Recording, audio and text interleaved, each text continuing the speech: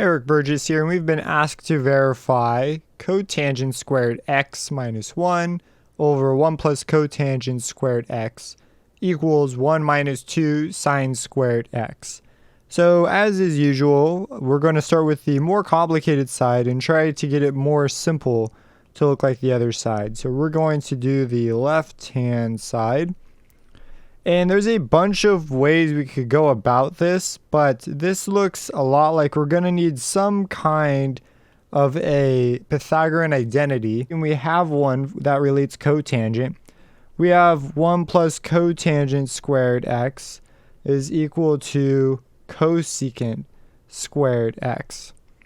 So knowing this, we can replace this bottom part with that. So we're going to have, if we do that, cotangent squared x minus 1 over cosecant squared x. So rewriting this in terms of sines and cosines, we now get cosine squared x over sine squared x minus 1 over sine squared x.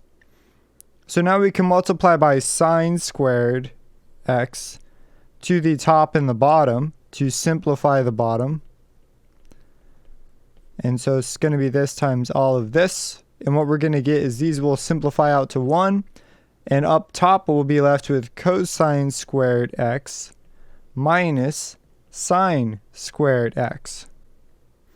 And this, you should ring a bell as an identity, specifically as a double angle identity. So cosine and sine are kind of unique because there's one for plus and there's also one for the minus version. This is related to the double angle identity for cosine, but there's another form you can write it in, which is actually 1 minus 2 sine squared x. And this is the double angle identity from this one. And that is our exploration. So the trickiest step here is probably this one right here, realizing that there's an identity for this. And if you're allowed to have an identity sheet in front of you, that'll probably be of service for this particular problem for the double identity stuff. So let's go ahead and write this out a little more formally now. So we're going to write this all out formally. So we need to prove NTP. And we need to prove this thing up here. So I'm just going to go ahead and copy this down here. Paste that in. So that's what we need to prove. So we're going to write our justifications in purple.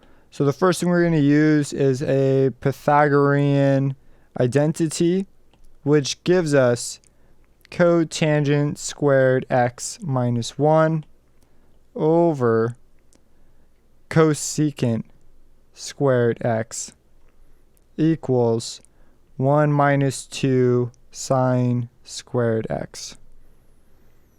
And then what we're going to do is we are now going to take the reciprocal identity,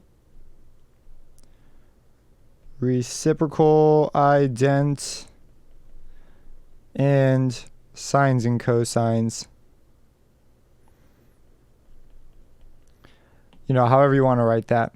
So this is going to be cosine squared x minus 1 under sine squared x under 1 under sine squared x is equal to 1 minus 2 sine squared x. And then what we're going to do is we're going to multiply by form of 1, which is sine squared x over sine squared x. And when we do that, we're going to be left with cosine squared x minus sine squared x is equal to 1 minus 2 sine squared x. And then from here, we use the double angle identity. Double angle identity. I just put ident. And that gives us 1 minus 2 sine squared x on this side, which is equal to 1 minus 2 sine squared x on the other side. And so this checks out. If you have any questions about this, feel free to drop a comment down below, subscribe, and hit that bell icon for future videos. And we'll catch you in the next problem.